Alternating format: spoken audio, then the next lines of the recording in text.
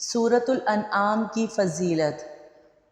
السلام علیکم ورحمۃ اللہ وبرکاتہ، نحمدہ ونصلی علی رسولہ الکریم، اما بعد فاعوذ باللہ من الشیطان الرجیم، بسم اللہ الرحمن الرحیم۔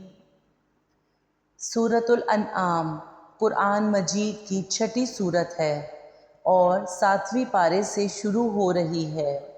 یہ سورت مکہ مکرمہ میں نازل ہوئی۔ اس میں 165 آیات اور 20 رکوع ہیں۔ اس میں 3100 لفظ ہیں اور 12935 حروف ہیں۔ یہ سورت ہجرت سے 1 سال پہلے نازل ہوئی۔ اس سورت کی ایک اور خاص خصوصیت یہ بھی ہے کہ یہ بیک وقت نازل ہوئی، ایک ہی رات میں، سوائے چند آیاتوں کے۔ باقی ساری کی ساری سورت ایک ہی رو میں نازل ہوئی۔ حضرت انس رضی اللہ عنہ روایت کرتے ہیں کہ سورۃ الانعام کے نزول پر اس کے ساتھ فرشتوں کا ایک عظیم گروہ نازل ہوا، جس سے مشرق اور مغرب کا افق بھر گیا۔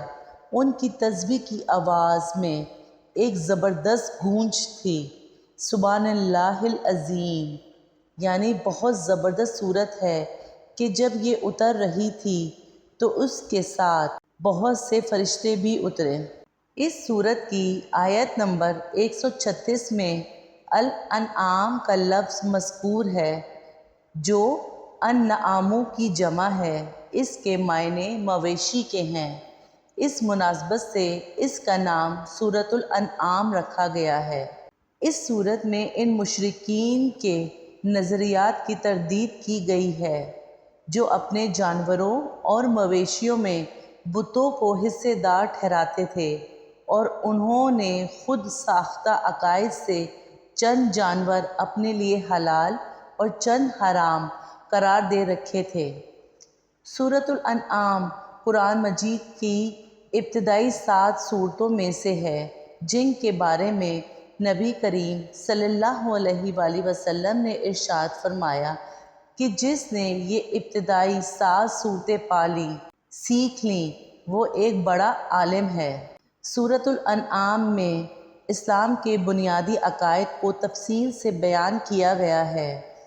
توحید کے ایسے دلائل ذکر کیے گئے ہیں جن کا انکار ممکن نہیں۔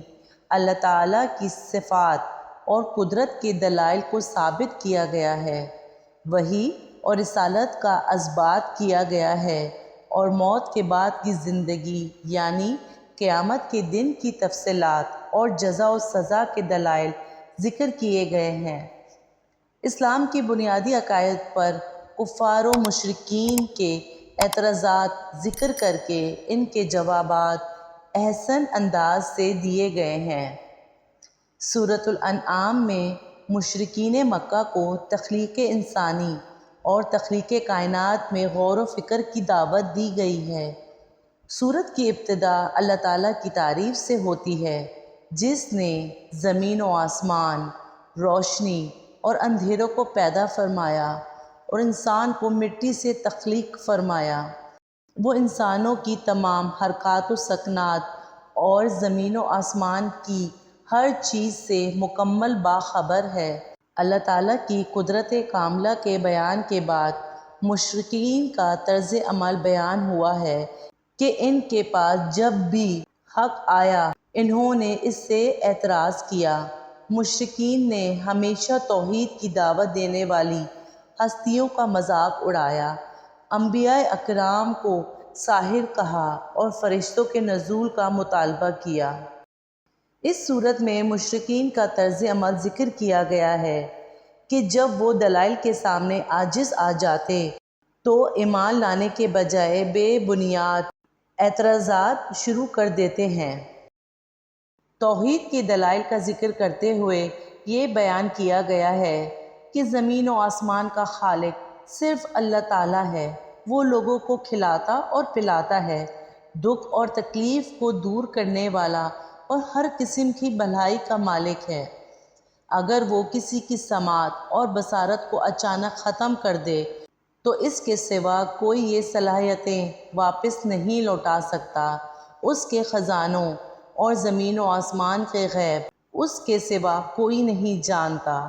اللہ تعالیٰ ہی کے پاس غیب کی چابیاں ہیں۔ خشکی اور تری کی ہر چیز کا علم صرف اسی کے پاس ہے۔ اللہ تعالیٰ کا علم اس قدر وسیع ہے کہ روئے زمین پر کوئی پتا بھی گرے تو اس کے علم میں ہوتا ہے۔ وہی ساری کائنات پر غالب اور ہر چیز کی خبر رکھنے والا ہے۔ توحید اور قدرت الہی پر دیے گئے دلائل کے ضمن میں حضرت ابراہیم علیہ السلام کے ساتھ ساتھ دیگر انبیاء اکرام کا تذکرہ بھی کیا گیا ہے۔ یہ تمام انبیاء اکرام توحید کی دعوت دینے والے اور شرک سے بچنے کی تلقین کرنے والے تھے۔ سورۃ الانعام میں نبی کریم صلی اللہ علیہ وآلہ وسلم کو مخاطب کر کے یہ کہا گیا ہے کہ آپ صلی اللہ علیہ وآلہ وسلم اور مشرکین سے اعراض برتیں۔ اللہ تعالیٰ نے آپ صلی اللہ علیہ وآلہ وسلم کو ان مشرکین پر نگہبان یا محافظ بنا کر نہیں بھیجا۔ یہ اپنے عقائد باطلہ پر جمے ہوئے ہیں۔ اگر ان کے مطالبے پر فرشتے نازل کر دیے جائیں اور ہر چیز ان کے سامنے اللہ تعالیٰ کی وحدانیت کی گواہی دے، یہاں تک کہ مردے ان سے کلام کریں، تب بھی یہ ایمان نہیں لائیں گے۔ جب یہ اللہ تعالیٰ کے پاس جائیں گے تو انہیں اپنی ہٹ درمی کا انجام پتہ چل جائے گا۔ توحید باری تعالیٰ کے دلائل کے بعد حلال و حرام کے مسائل بیان کیے گئے ہیں اور مشرکین کے خود ساختہ اصولوں کی نفی کی گئی ہے۔ واضح کیا گیا ہے کہ چیزوں کو حلال اور حرام قرار دینے کا اختیار صرف اللہ تعالیٰ کا ہے۔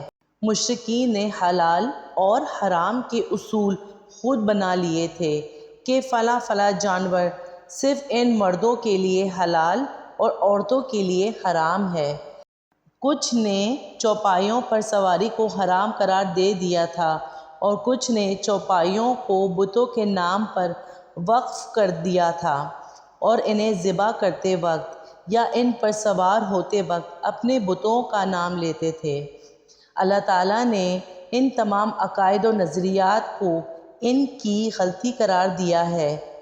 بہتا ہوا خون، خنزیر کا گوشت اور وہ جانور جس کو ذبح کرتے وقت اللہ تعالیٰ کے سوا کسی کا نام پکارا گیا ہو تو حرام قرار دیا ہے۔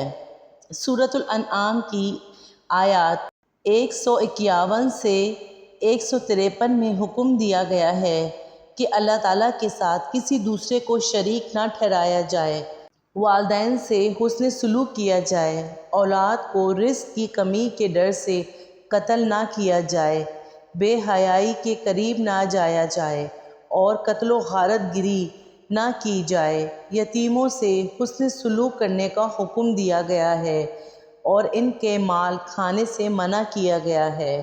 ناپ تول کو پورا کرنے اور ہر معاملے میں عدل و انصاف کرنے کا حکم فرمایا گیا ہے۔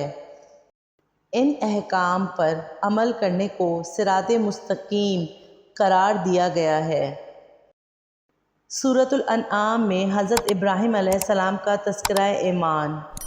بے شک میری نماز اور میری قربانی اور میرا جینا اور میرا مرنا اللہ کے لیے ہے جو تمام جہانوں کا رب ہے۔